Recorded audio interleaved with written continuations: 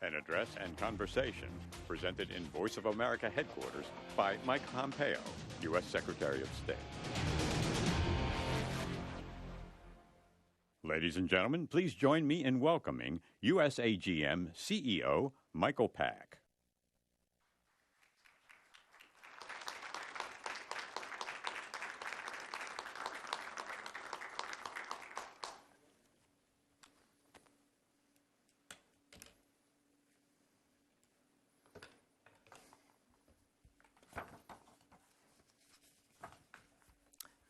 Hello, and welcome to everyone joining us live, both in person and virtually all over the world.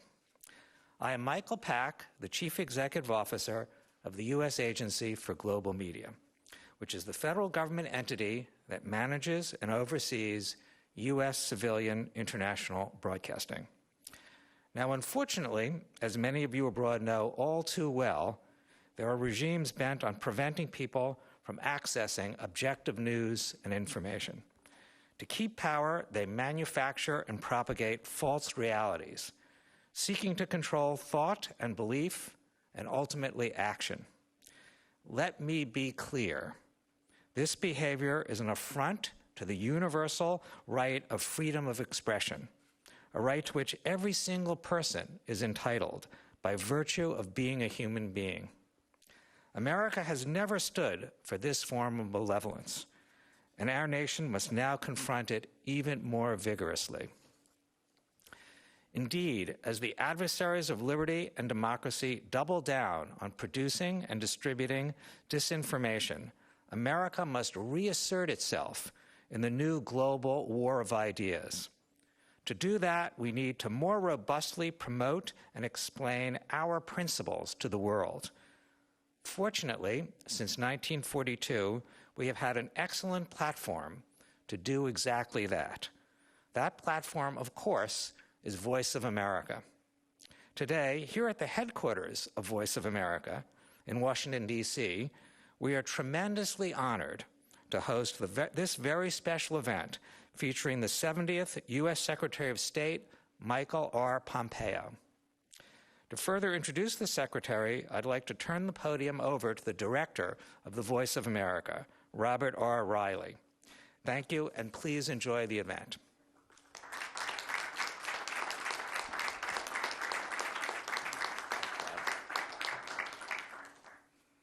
Thank you, Michael, and for your unstinting support. It's greatly appreciated.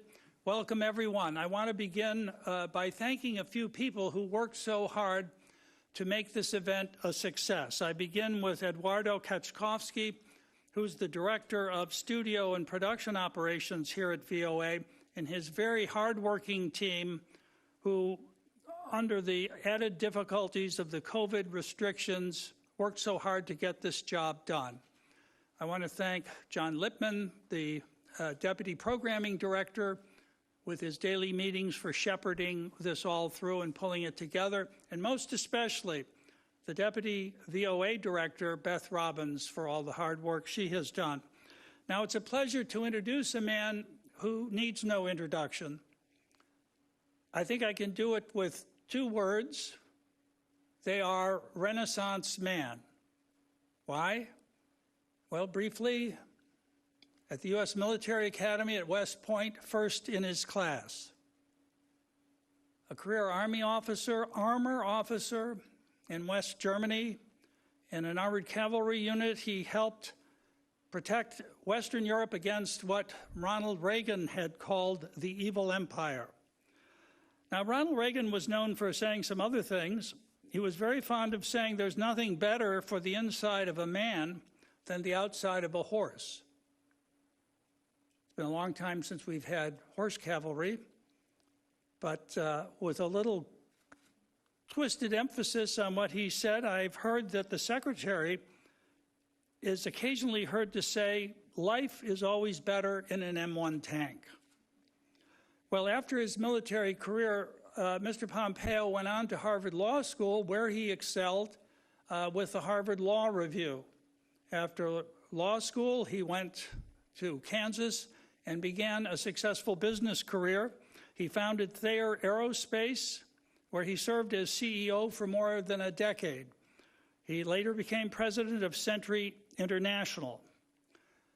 From thence, he ran for Congress successfully in the 4th District of Kansas, and even as a freshman congressman, he had an outsized influence due to the depth of his knowledge on foreign policy and intelligence issues and his powers of persuasion.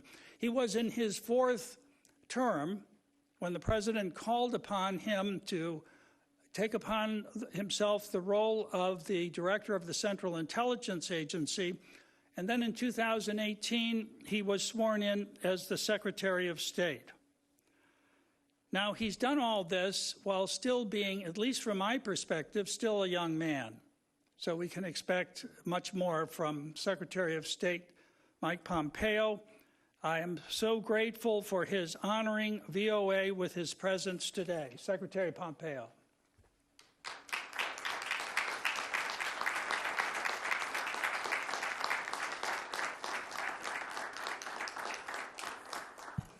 Thank you. Good afternoon, everyone. Thank you for the warm welcome. Michael, thanks for your leadership of this incredibly important institution. And Bob, congratulations on returning to the helm of VOA. I am truly happy to be here. I'm honored to have been requested. And it's always fun to be with a fellow tanker, too. I want to acknowledge the other network chiefs who is with us today. Steve Yates of Radio Free Asia. Steve, where are you at? Nice to see you. And a note of appreciation, too, to the Voice of American journalist staff and to all those watching and listening. I've sat down for interviews with many of you in the far corners of the world. They have always been a joy. And speaking of which, too, I understand that this speech is being broadcast on TV, radio, on your website, social media, in more than 40 languages. Hats off to the translators. I have no idea how anyone can translate my talking into Uzbek this quickly. That guy or gal deserves a bonus, Bob. It's great to have this opportunity. I've been following the work of Voice of America for decades. And as Bob just mentioned, I started my career as an Army officer, patrolling the Iron Curtain, Freedom's frontier. In the 1980s, I couldn't cross into East Germany. I was serving in a little town called Binlock. West Germans couldn't cross either. But your broadcast, Voice of America broadcast, could. Millions of men and women whose names we'll never know listen to you, often at their own peril. Their governments dealt only in lies and propaganda, but VOA's listeners wanted the truth, and that's what you gave them. VOA's very first broadcast in 1942 that Bob referred to began with the Battle Hymn of the Republic, along with this pledge, quote, "The news may be good, the news may be bad, but we'll tell you the truth." I love that. I always told my son, I told the story before when he was growing up, I said, work hard, keep your faith, and tell the truth. He mostly followed my advice. And it has served him and many of you I know well. Your mandate here at Voice of America is unambiguous: to be accurate, objective, and comprehensive, and to represent America. The mission of US AGM is to inform, engage, and connect people around the world in support of freedom and democracy. That's because expanding freedom and democracy are what America has always been about. You're the voice of American exceptionalism. You should be proud of that. The world needs VOA's clarion call for freedom, now more than ever. I hear it wherever I go. That's what I wanted to talk about today. I tell audiences about American exceptionalism wherever and whenever I can, because it's true and because it's important. America is good and great, and everyone who truly grabs our founding understands this. Michael and Bob have made studying this history their life's work. Many of you have made it your life's mission too. That's why you work here at Voice of America.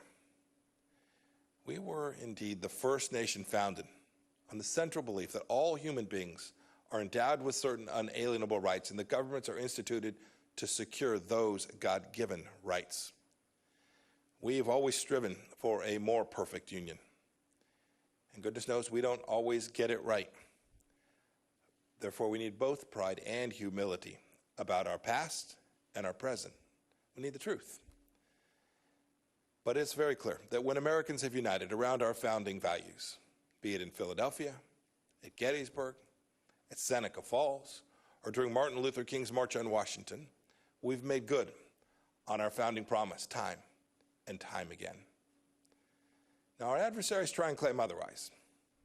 When the Chinese Communist Party attempted to exploit the tragic death of George Floyd to claim their authoritarian system was somehow superior to ours, I issued a statement which read in part, quote, "During the best of times, the People's Republic of China ruthlessly imposes communism. But amid the most difficult challenge, the United States secures freedom. There is no moral equivalence. This is a self-evident truth.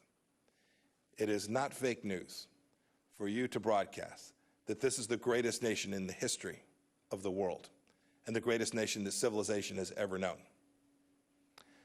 Indeed, I'm not saying this to ignore our faults.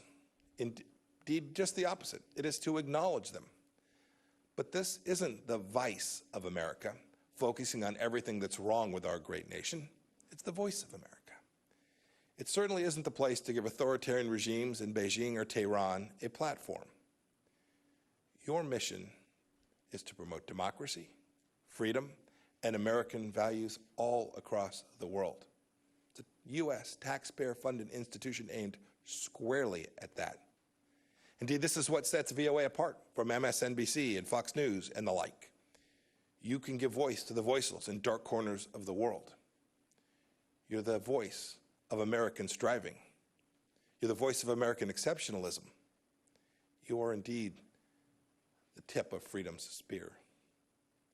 Now look, like many government agencies after the Cold War ended, our international broadcasters, well, they lost their way. Many of you know this. And there were, I'm sure, many reasons. The Soviet Union had collapsed, the wall had come down, names like bin Laden and Zarqawi and Baghdadi weren't widely known. In fact, many wrote that history was over. We allowed security protocols to lapse, and VOA lost its commitment to its founding mission.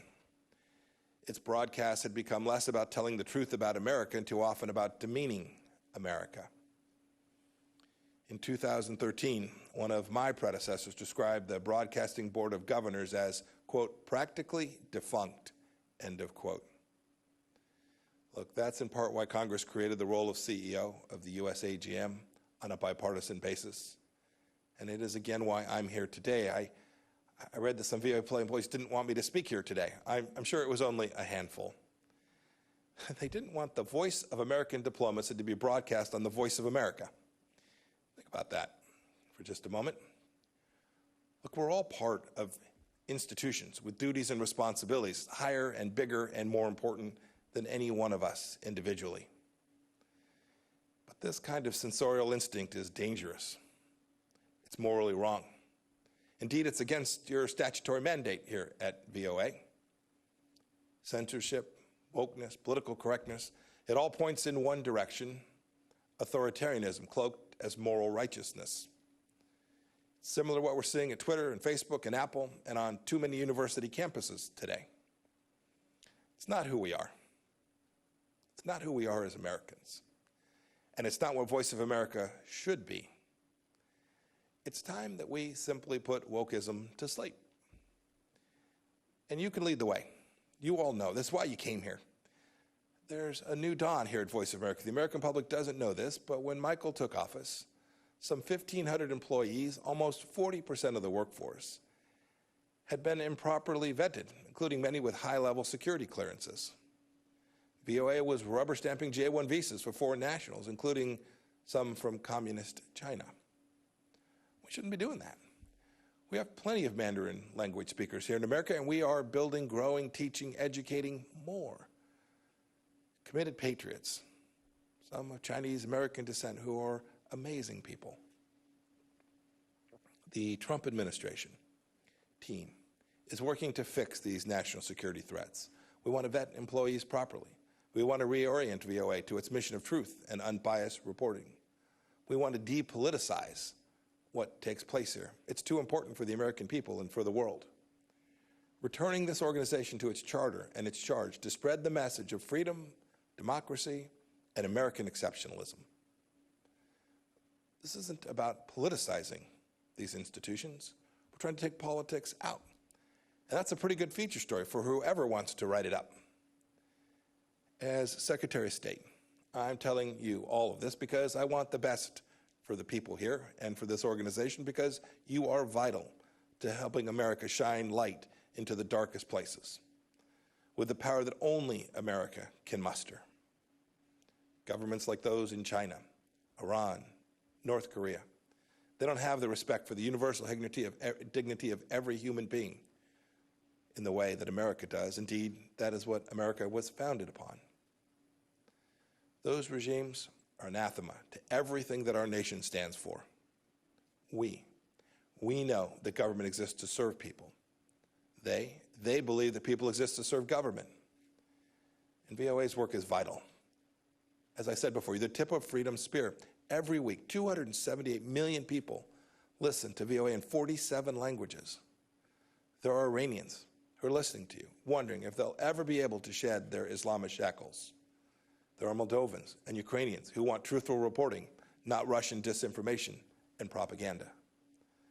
There are Chinese citizens who are tired of a regime that's done nothing but brutalize them since 1949. There are Venezuelans who want to know the truth of the Maduro regime's corruption. There are oppressed people all over the globe who still turn to America for hope. Now, I know many of you, especially those of you overseas, continue and have done heroic work. Thank you. I want to commend VOA's Hong Kong reporting team, which faced political intimidation, harassment, and attacks, but still got the job done. My highest praise. Well done. You were behind the barricades of the freedom fighters telling their stories. You're upholding VOA's finest traditions and continuing to be the voice of American exceptionalism. I also want to pay tribute to members of the other radio services who are here and listening. The only Uyghur language news service in the world is run by RFA. You've told everyone who will listen, indeed some who didn't want to, the truth about the CCP's atrocities against its own people in Xinjiang, the stain of the century. And you've done so despite the fact that the CCP has jailed the relatives of at least 6 RFA journalists in Xinjiang's internment camps and continues to threaten you and your families simply for doing your jobs. Your work takes courage. Please keep telling everyone who will listen what's happening in the toughest parts of the world. The world expects it, and America will be better off for it. I want to leave you with a quote that conveys why the VOA's mission is so critical before I take some questions from Bob. This quote's from a ways back. It's from George Washington. He said, quote, "Truth will ultimately prevail where there is pains to bring it to light," end of quote. When America brings truth to the world, we bring light. Don't forget that. It's what you do. May God bless you. May God bless the voice of America, and God bless these United States. Thank you all.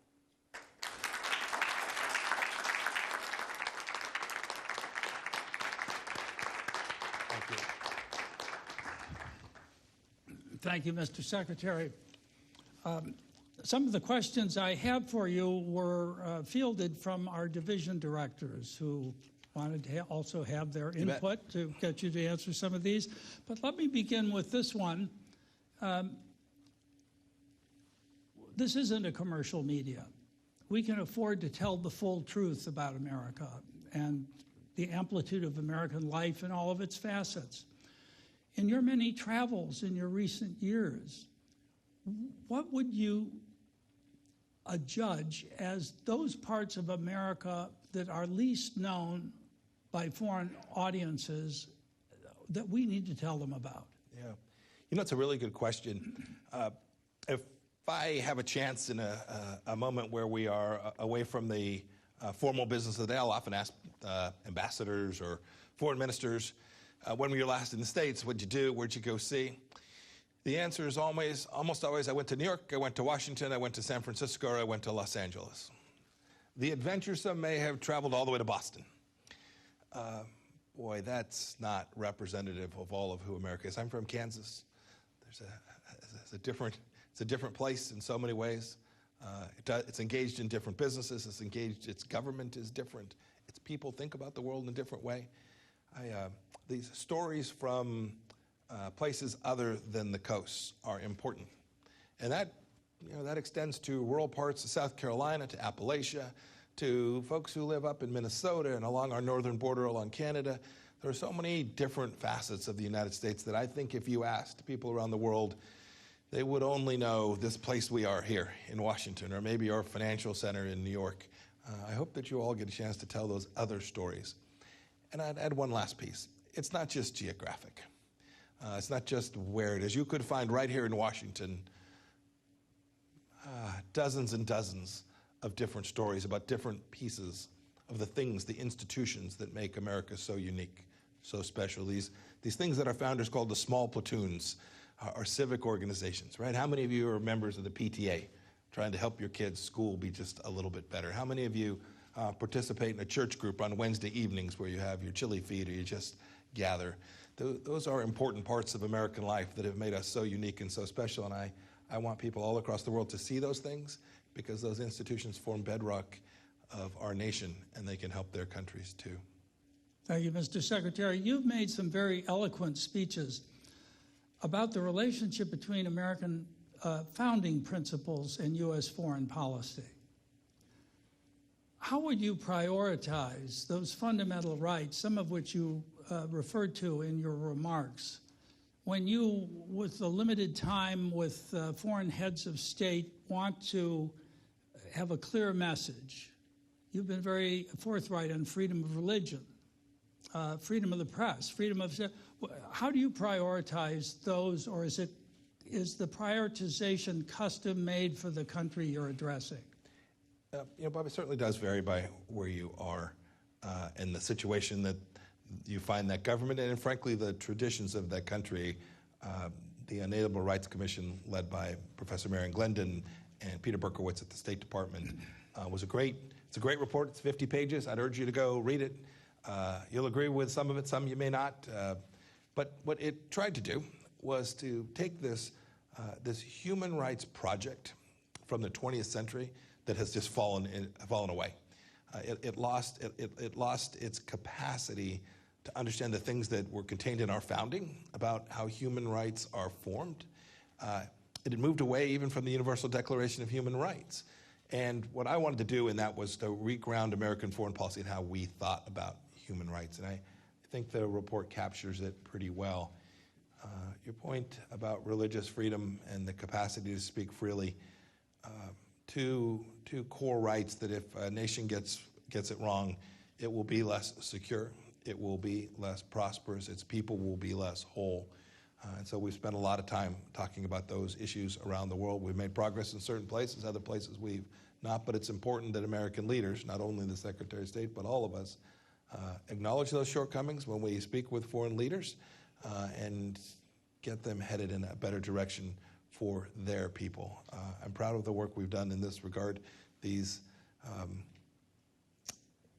principles matter. Their execution and implementation is complex because foreign policy always is. There are competing priorities. But America can never walk away from those central principles and understandings. And we know the difference between rights-respecting countries and those that aren't. And we have an obligation to call each of them precisely what they are.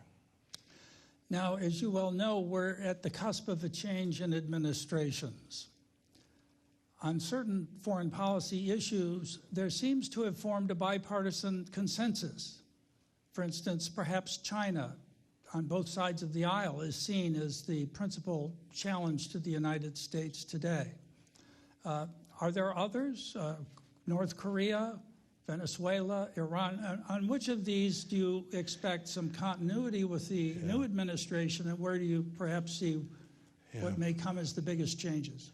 Look, it's an important question. Leaders always want to understand that when you make a commitment to them that it will survive. We have elections every 2 years here, federal elections. We have presidential elections every 4 years. Look, your point about the threat from the Chinese Communist Party, I think, is right.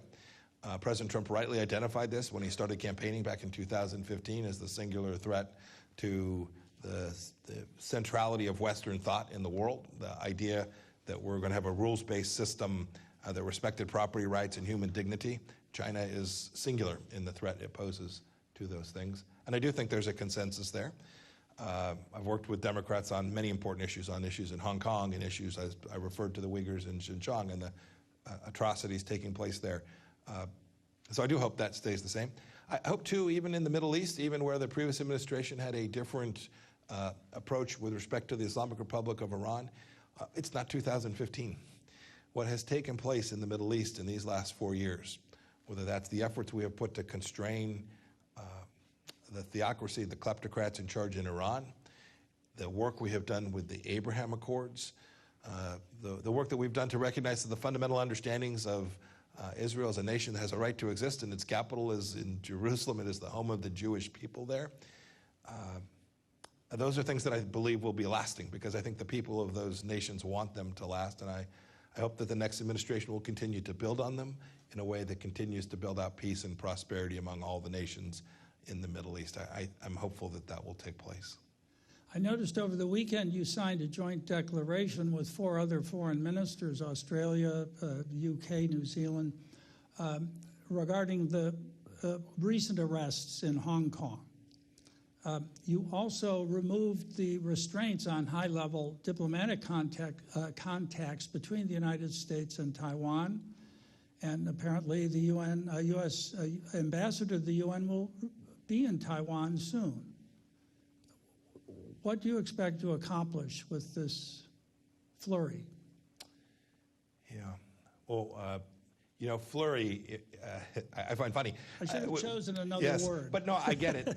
Look, I wish these things had been done a long time ago. These weren't rushed. These were considered efforts that we made, and they're an important part of the strategy that we've laid out with respect to how to protect and preserve American freedoms vis the challenge that the Chinese Communist Party presents. Look, one of the core problems, I gave some remarks where I talked about China and said, no matter what it is they say, we must distrust and verify. And you referred to the arrest of these some 50 people in Hong Kong. The Chinese Communist Party made a promise to the people of Hong Kong, and they walked away from it. The Chinese Communist Party has a commitment, a set of understandings we have with respect to Taiwan. We need to hold the parties accountable to those commitments as well. The Chinese Communist Party promised President Obama they wouldn't arm the islands in the South China Sea, and they turned around and did it, and there was almost no cost imposed. We have attempted to deliver a clear understanding of the requirements that we have for the Chinese Communist Party and how it should behave that aren't, frankly, very different from what we expect of any nation with respect to how they interact with the United States. And we do that because we have a responsibility to preserve and protect security and prosperity for the American people. Our policy with respect to the Chinese Communist Party has furthered that, and this will be a long challenge. The Chinese Communist Party has a clear intent for hegemonic dominance, and we have an obligation, a responsibility to the American people and, frankly, to freedom-loving people around the world to make sure that that is not the world that our children and grandchildren live in. It's interesting in meeting with the division directors of Voice of America how frequently in those meetings the name of China comes up. When I ask them what's on the horizon, what are you noticing, it's China. Latin America, China. East Africa, China. And it's not simply the Belt and Road Initiative, it's their information strategy, how they get affiliates in those regions of the world, how they feed them free stuff, and they're, as you know, a whole-of-government approach. Now, the United States isn't whole of government, but Voice of America is here to do our part through our bureaus and through our reporting. What do you think we can do better to help highlight the dangers these things represent when seen together rather than as a separate series of approaches? Well, this challenge is, in fact, comprehensive. Our administration began by working on the economic side of this. Right? The president placed tariffs on Chinese goods. He's tried to stop intellectual property theft, denying tens of millions of jobs in the United States of America because they would steal our information, take it back to China, build it, and then dump it here in the United States. It's information. You talked about that. This is ongoing. Take the issue of the Wuhan virus. It has now, I understand the Chinese Communist Party is now going to permit the World Health Organization to go in and find out where this all began. but it took months and months of effort to do that. We are now more than a year on. We still don't have access to important information about how the virus began. It's important for health and safety and to make sure that something like this doesn't come out of China again. Your team can report these things, report these facts. Your point about it being a global phenomenon. I have a bureau. I have a China desk. I have an East Asia Pacific bureau. We have an Indo-Pacific strategy. But every one of my ambassadors and chiefs of mission understands that China presents a challenge in their country, wherever they may be, in Africa, in Latin America, in Southeast Asia for sure. And our team on the ground is working to protect American security from the Chinese Communist Party in the country that they have been assigned to. I hope your reporters, no matter where they find themselves, if they are in South Africa or in Morocco or wherever they are, observes the activities of the Chinese Communist Party inside of their country and how it impacts the people of those countries as well. If I may ask a last question, this one more related to Russia. The United States seems to be shrinking its footprint in Africa, so is France. Russia is increasing its. Is this the result of a judgment on the part of the United States that disorder on the African continent is less of a problem or less of a threat to our interests, or how would you? So the forces, the disposition that the DoD has made has really been about the counterterrorism fight more broadly. How is it that we allocate U.S. resources to keep the homeland safe? So the decisions the President has made with respect to Afghanistan and the Middle East broadly, Syria, you talk about North Africa as well, has been to allocate the capacity of the United States to preserve and protect the homeland. I'm always mindful, and it's easy to write about, if you just focus on troop numbers alone, if you say the United States used to have 1,000 people, now they only have 800, or they used to have 800, now they only have 400, you may well be missing America's capacity to preserve and protect itself. I was the director of the CIA. I know the other tools and capabilities that we can bring. They are unseen. They don't get reported from the podium at the Department of Defense. But the American people should know President Trump has been unambiguous about getting it right, making sure we put fewer of our young men and women in harm's way, but never giving up the responsibility we have to ensure that terrorism, or at least the risk that a terror act takes place and hurts Americans, whether they're here in the United States or elsewhere in the world as well. Great. Mr. Secretary, I can't thank you enough for gracing us with your presence today. It was very kind of you to make the trip, and it's deeply appreciated by me and by everyone else here. Please join me in a round of applause. Thank you all very much. Thank you. Let's just say, Thank you, my friend. Thank you.